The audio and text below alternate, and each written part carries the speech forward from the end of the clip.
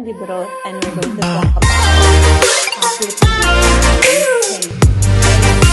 Hi guys, welcome to my vlog, and again to our kitchen, my favorite part of the house.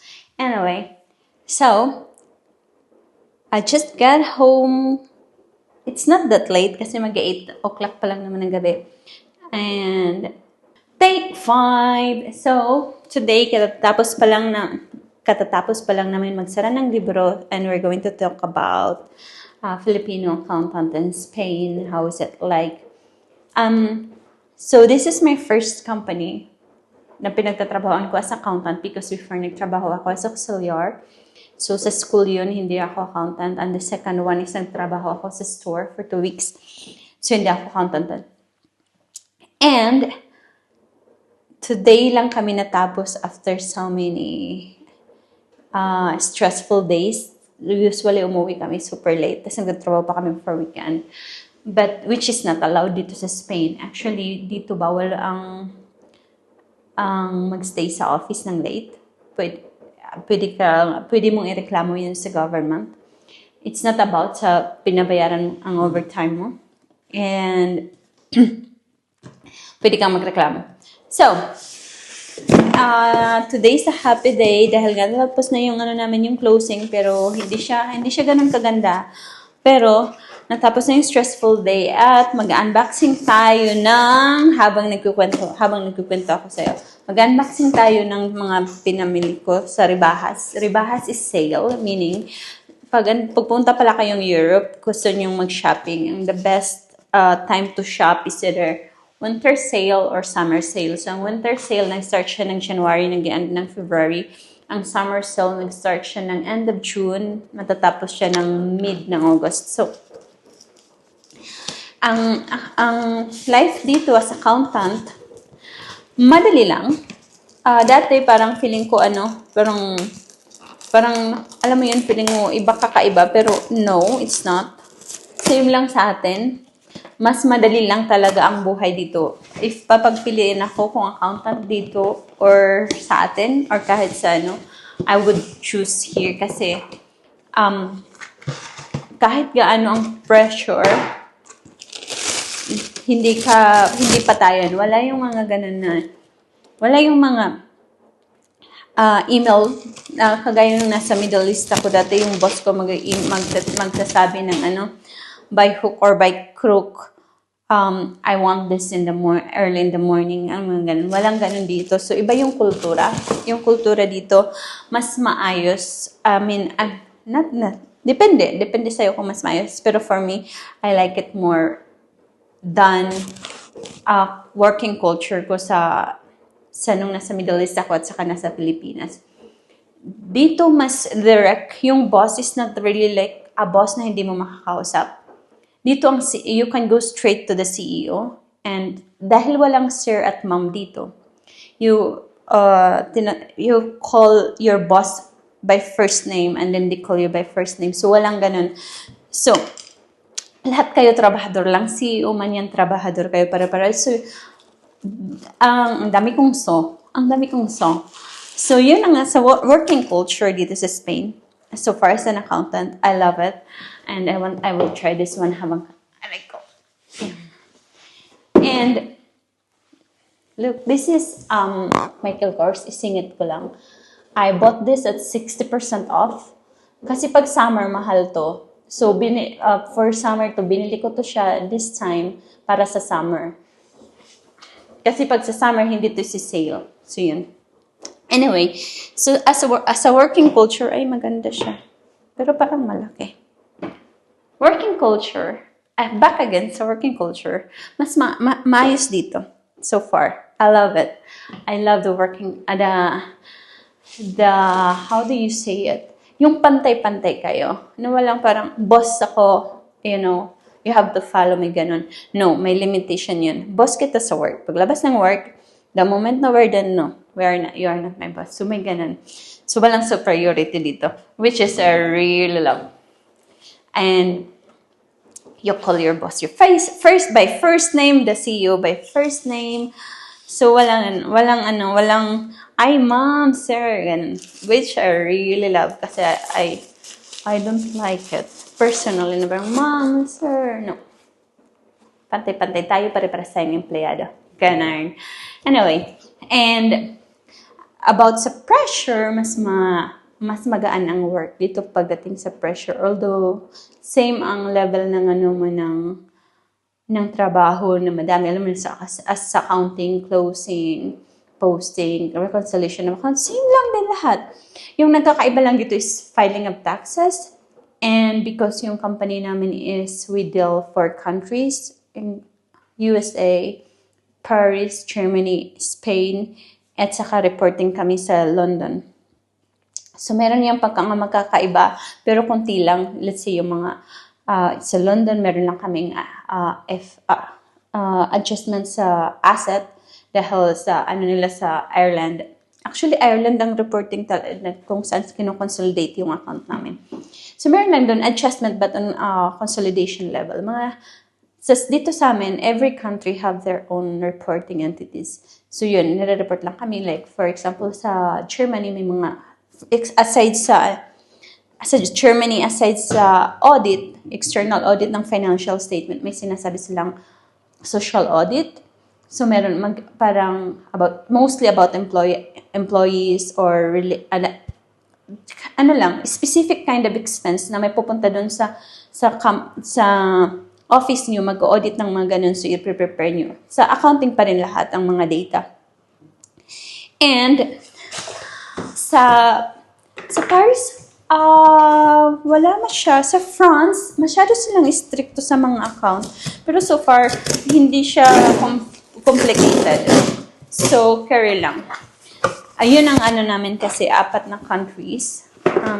Another 3 boxes. Parang ito na So, another shopping. Kaya masaya ako today. Kaya mag-vlog ako dahil may shopping akong dumating. Patanggal ng Haggard. Haggard ako, pero look at that. As you can see. Yeah. So, ito din, to siya, on sale. Pag andito kayo sa Spain, you try if you want. Sa, lang to sa online. Hanapin nyo, naka-sale siya. 3 yung binili ko kasi yung hindi kasya, isa sa uli ko. Although kasya siya. Mamaya ko na siya try kasi And then the other one, pakita ko sa inyo habang masaya ako dahil sa shopping. Ito maganda, kaya lang feeling ko maliit siya. Ay, ang liit. So, isa sa uli ko to. Oh, no. Pero, ganda siya. Look at that. Am I pretty? Am I pretty? Yes, I am. Look at that. So, nagtatrabaho tayo, napipressure tayo. Ay, hindi pala ito. Para mag-shopping. Ganun daw ang buhay. Hindi to maganda yung ginagawa ko sa buhay ko ba. 3 sapatos. Tapos nakalimutan ko na paano nag-arrangement. Anyway, itong sukat natin kung kasya or hindi. So, di ba? Ganda. MK. Pero parang maliit siya talaga. Hindi to kasya sa akin. 3 yung binili ko na size. 5.5, 35.5, 36 and 36.5. Para kung ano yung kasya. Para sigurado kung anong kasya. Ay, maliit. Pero, baka pwede na. Hindi ko na lang ito sa uli. Tapos inapak-apakan ko na. Dito kasi sa Spain, madali lang, di ba? Pag dito ka sa Spain, madali lang mga bumili ng ganito kasi sa uli mo lang dun sa store. Kahit sa online mo siya binili. Tapos wala silang tanong-tanong. Di ba? Babalik lang sa'yo agad yung pera. Ganun. So, this is first. Tama ba to? Which is maliit, 35.5. True to size talaga siya. Akala ko kasi MK, mas malaki. Yan. First, balik natin. Pakita ko sa inyo habang nagchichika. Ganitong life ng accountant. Nagpapaka-busy, tapos magsha-shopping. Tapos, work ulit. Para may pang-shopping ulit. Ganun. Walang ano sa buhay. Walang mga malalaking dreams. Puro shopping lang. Walang mga pang-patayo-tayo ng bahay. Ng mansyon. Sila lang yun. Hindi ako. So, ako, mga ganito lang. Enjoy lang sa shopping. Ito yung pangalawa. Ano siya? Pink na pale. Ayun yung isa, yung red. Ano lang yun? 40 years. Ito siya, 54. 54 years. Mura na. Diba, 54. Live selling. Pero pag hindi siya sale, nasa 150 siya. So, malaki na yung tipid. Malaki na yung ano. Hindi natipid. Malaki na yung na discount ko. Pero hindi natipid kasi ang natipid. Nagumastos ako eh. So there. Diba? Nawala yung gutom ko. Pero yan lang. Wait lang guys. I will cook. Pakita ko sa inyo paano mag-dinner. Kumakain ako mag-isa for dinner pag weekdays. Kasi kanya-kanya kaming dinner. And hindi kami naghihintayan sa bahay. Yung jowa ko. Kasi, just to explain, pag ako gutom, tas maghintay pa ako sa kanya, walang ganun. Pag siya gutom, kakain din siya. Kasi wala nang hintayan. Ganun ang buhay. Ano to? Modern na relationship. So guys, welcome back. Magano tayo. Guys, magluto na tayo ng dinner. Sabi ko, ang dami kong luto. So, it's 8 o'clock. Tapos pakita ko sa inyo. Ayaw niya. Wait lang. Naka-face detection pala yung mga mukha. Wait lang. Tanggalin ko. So, magluto tayo ng pinakamabilis na pagkain. Para pagdating yung galing ayaw kung ay, naka-face detection na. Wait lang. So, magluto tayo ng pinakamabilis na food. Gawin na food. Ano ba yan?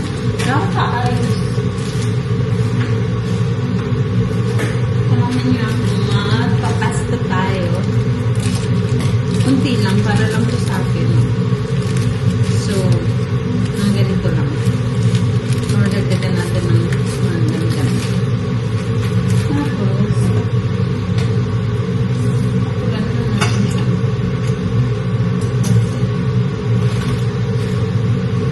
Dagdagan parang maliit.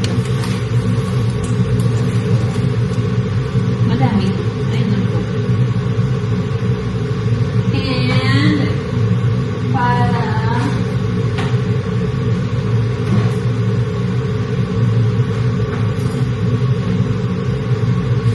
ano lang ito, madali lang ito, feeling ko. First time po tayo, hindi pa pala mainit. Ano ba yan?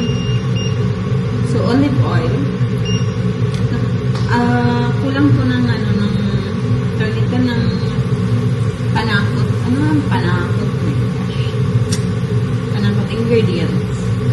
Kulang to kasi hindi ako nakabili ng cheese. Nakalimutan ko, wala na pala kaming parmesan. Pero, pag may parmesan cheese kayo, masarap ito. So, yan lang. Kadarating po from work, 8 o'clock. Minsan 10 na nga eh. Kasi pag may sponge gas ako, nakakarating ako ng bahay 10. Magluluto pa ako ng dinner. So time lang natin to. And, nababa. Tapos, habang natin, pinapakuluan ng ating pasta.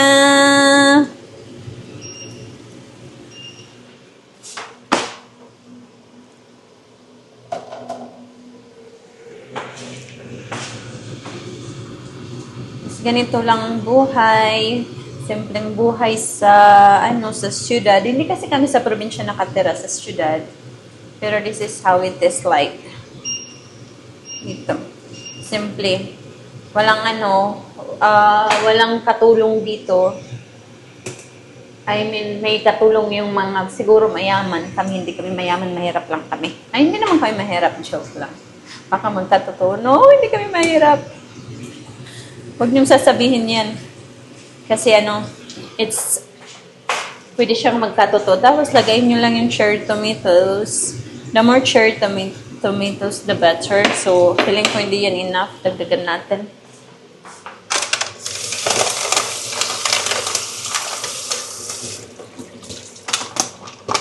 Tapos medyo maingay kasi nga may yung namin yung exhauster.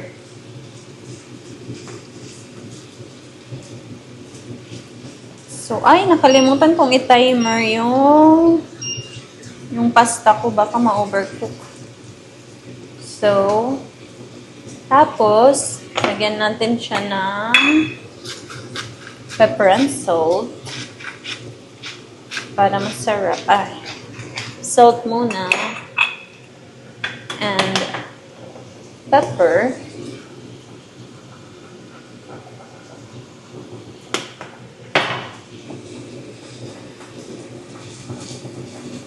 Hindi po ako chef at hindi rin ako marunong talaga magluto hindi ako marunong magluto for other people, pero kaya kong magluto para sa sarili ko ng mga bagay-bagay. Masarap naman siya. Wala lang akong confidence para sa ibang tao. So, habang naggaganyan ako, ang next, mga dual multitasking. So, habang nagluluto, tapos na yung labada. So, magsasampay na. Aray ko.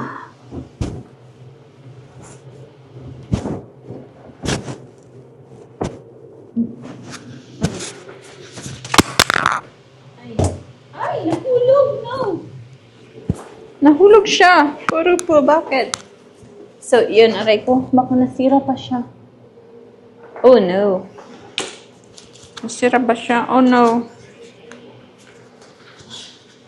Nakamay kasi ako kasi maingay yung namin, yung exhauster. Tapos kanina yung washing machine. So, magsampay lang ako habang nagpapainit. Balikan ko kayo. Kasi na, tapos na yung yung pagsampay. Mabilis lang. Pero yung dyan nakasampay. May sampayan kami sa labas. Kaso madilim na. Tapos ayokong sinasampay sa labas kasi pag umuulan, kailangan mong tanggalin. Tapos tatakbo ka pa. Kasi nga, ay, no! Ano ba yan? Kakadaldal ko. Na gano'n na siya. Ubusin kasi sayang. Ano lang to, pasta sauce. Tuna. And con. Yan lang yan. Tapos lagyan na yung pasta. Tapos lagyan na lang natin ng mga, mabilis lang talaga, see? Pagdating mo ng bahay, gawa ka ng ganito ka lang, kapag dinner ka na. Tapos lagyan ulit natin ng mga pangpabango. Ito siya? Italian. Paborito ko kasi ito dahil mabango. Lagyan natin ng hindi sibuyas. Sibuya and pollo. And pollo and polvo. Lagyan natin ng garlic. Ay! Nadami. Sorry. Ako lang naman kakain. Kaya na yun. Tapos, at saka lagyan natin ng kunting Mexican tahini. Sa Mexican to eh. Gusto ko ito maalat-alat. Maasim-asim na may kunting spice. Anghang. Kasi yan na yan siya. Tikman nyo lang kung gusto niya na yung lasan or yung asin kung sakto na.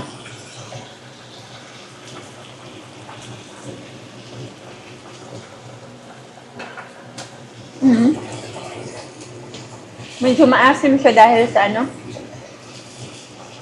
Ang sarap to pag may parmesan kasi nga maasim. Kaso wala akong na ako nakabili ng parmesan. Tapos, tamad na akong lumabas.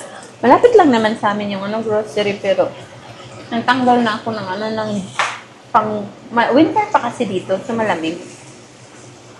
And kailangan mo bang magsuot ng madami mga anik-anik sa uhay para kalamigan.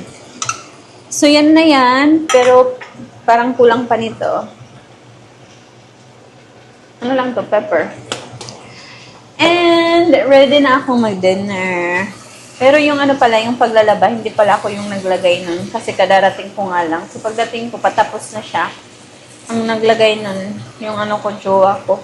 Siya ang nagtatanggal nun kung wala ako dito sa kitchen. Kung sino kasi ang nasa kitchen, siya ang magtatanggal. Ganun, tulungan lang. Kasi yan na yan ang sauce ko. Lalagyan ko na ngayon ng pasta. Kasi tapos na ang pasta ko. There you are. Tapos yan. Masarap sana to kung may ano kung may cheese. Kaya, wag niyong kalimutan pag may cheese sa bahay. Yan lang ang buhay dito. Pakita ko lang sa inyo. Paano mamuhay ng simple. Dating nyo sa bahay, magluluto pa kayo ng yung dinner. Actually, galing from work, dumaan ako ng grocery. Bumili ng cherry tomato. Pero nakalimutan kong bumili ng, ito pala bumili ako nito. Mangga. Yung mangga dito, naka-sale siya.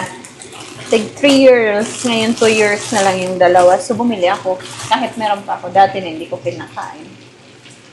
Pero, ganun siya. I like ko yung okay na siya. Ganito na yung ano ko. Ito na yung ulam ko, guys. Ay, yung ulam? Yung food ko for tonight. Yan na siya. Masarap talaga to pag may cheese. Kaso wala akong cheese. And because kakain na ako, thank you for watching and please subscribe. Bye-bye. Good night. Kain na ako nito. Pakita ko sa inyo. It's pasta, tuna pasta, and olive oil. Yun na lang yun ang pangalan. Good night. Bye.